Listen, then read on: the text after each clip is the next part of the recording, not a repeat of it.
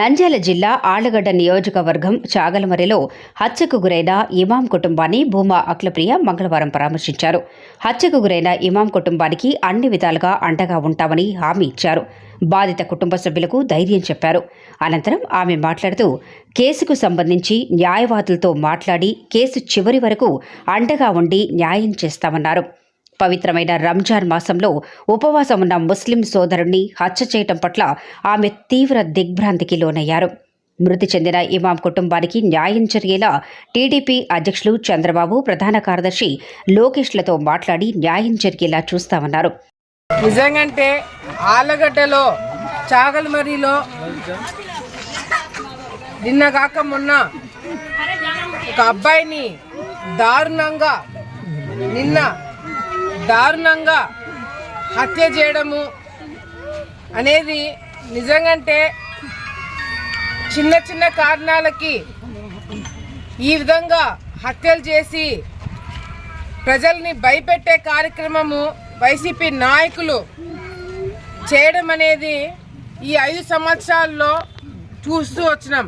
కానీ చాగల్మరిలో రౌడీయిజం, గూండాయిజంతో పాటు ఈరోజు ఆఖరికి ఒక మనిషి ప్రాణాలు తీసే స్థాయికి వచ్చినారు అంటే వీళ్ళు రాక్షసుల, మనుషుల కడుపుకు అన్నం తింటున్నారా, గడ్డి తింటున్నారా అనేది కూడా అర్థం కాని పరిస్థితి.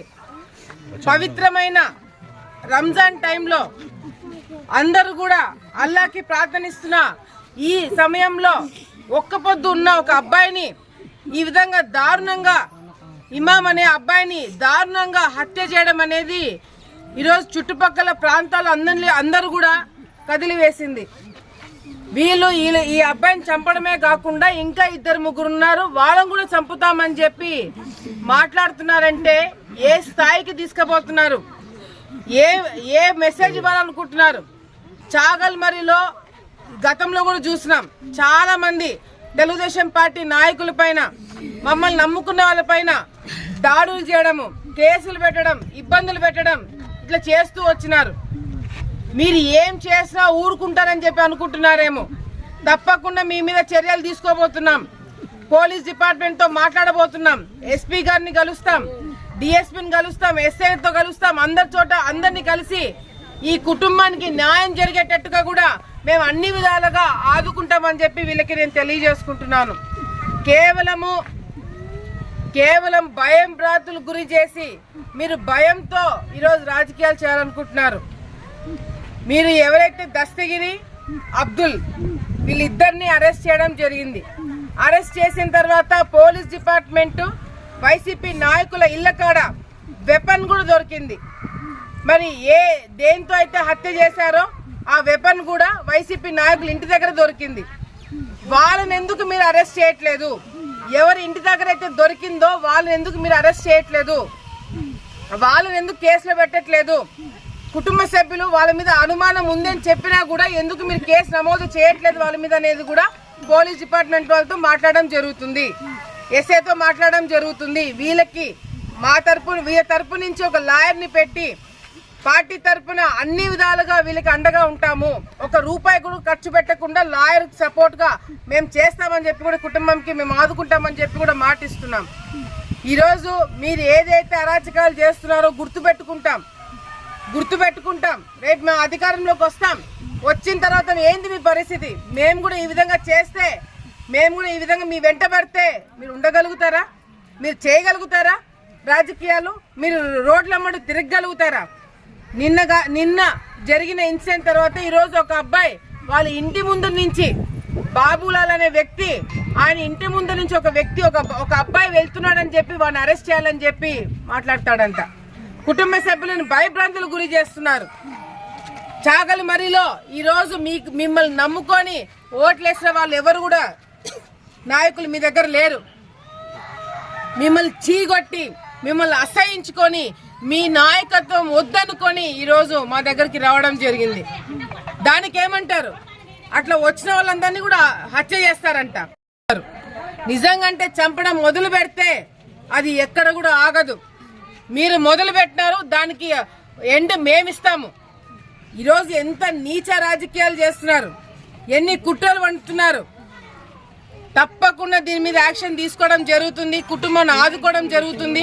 పోలీస్ డిపార్ట్మెంట్ తో మాట్లాడి ఎటువంటి చర్యలు తీసుకోవాలో, ఎందుకు పలానా వ్యక్తుల మీద మీరు కేసు నమోదు చేయాలని చెప్పి కూడా అడిగి అవసరమైతే ప్రైవేట్ కంప్లైంట్ కూడా పెట్టిస్తామని చెప్పి కూడా సందర్భంగా తెలియజేసుకుంటున్నాం. ఈరోజు మైనారిటీస్ పైన, ముస్లిం మైనారిటీస్ పైన జరిగే ఈ దాడుల్ని మీరు గుర్తుపెట్టుకోవాలా. ఈరోజు పవిత్రమైన రంజాన్ టైంలో మైనారిటీ సోదరుల్ని ఎంత ఇబ్బందులు గురి చేస్తున్నారు. ఇక్కడ ఒక చోట ఇట్లా హత్యలు ఒక పక్కన జరుగుతున్నాయి. రుద్రవరం మండలంలో మసీద్కి ప్రార్థనలు చేసుకోవడానికి మట్టి దోలుతుంటే అక్కడ ముస్లింస్ అరెస్ట్ చేసి వాళ్ళ మీద కేసులు పెట్టి ఈ రోజు లోపల పెట్టడం జరుగుతుంది.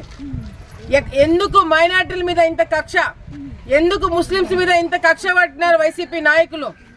కేవలం ఒక్కరికి నాయకత్వం ఇచ్చి, చాగర్మిలో ఒక్కరికి నాయకత్వం ఇచ్చి అందరిని కూడా గబ్బులేపుతున్నారు.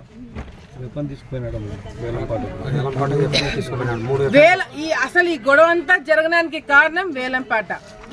ఎన్నికల కోడ్ అమలుతున్నారు.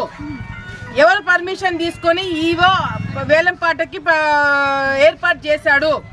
వేలంపాటకి కత్తులు కటారులు తీసుకొని వస్తుంటే పోలీస్ డిపార్ట్మెంట్ ఎందుకు అడ్డుకోలేదు? ఎందుకు ఈ విధంగా మీరు పర్మిషన్లు ఇస్తున్నారా? వైసీపీ నాయకులకి ఏమైనా లైసెన్స్ ఉందా హత్య చేయడానికి? మీరు ఏమైనా పర్మిషన్లు ఇస్తున్నారా హత్య చేయడానికి అని చెప్పి కూడా మేము ఈ సందర్భంగా ప్రశ్నిస్తున్నాం. అసలు ఈఓ ఎట్లా పెట్టాడు, సవాల్ ఎట్లా పాడినారు? ఈరోజు ముఖ్యంగా ఈఓ పైన యాక్షన్ తీసుకోవడం జరుగుతుంది.